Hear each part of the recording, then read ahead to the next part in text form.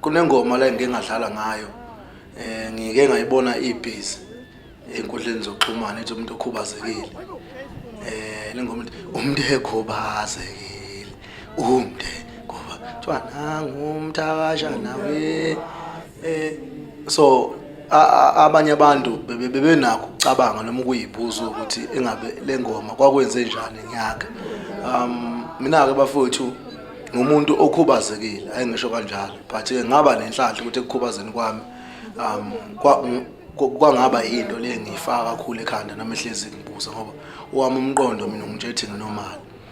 Futhi-ke ngisuke ngifisa ukuthi nalabanye abantu abaphila nezimo ezithize lento nakubona futhi kungabi into ezokwazi ukuthi igcine ba-affecta, begcine bengakwazi ukuthi be-achieve izinto abafisa ukuyi-achieve noma bephazamiseke nje kuphileni bafowethu.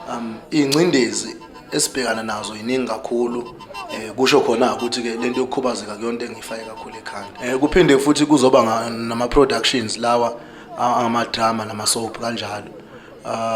Nakhona lapho kukancane ukuthi ubone umuntu oyi-actor okhubazekile.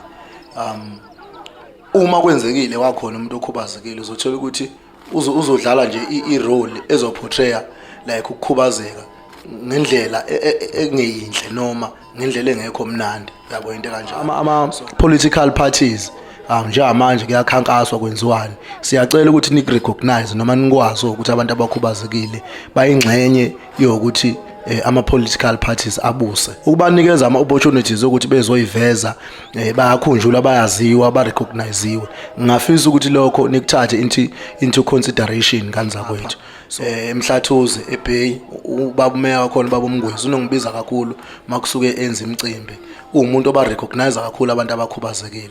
Nangapha ngakithi eMandeni ubaba uMdlalosi umeya uyangibiza, naye mayisuke ekhuluma uyumuza ukuthi uyakurecognize ukuthi izinto ezenziwa abantu abakhubazekile zikwazi ukuphusheka. Nakwezinye-ke indawo la ngeke ngibizwe khona.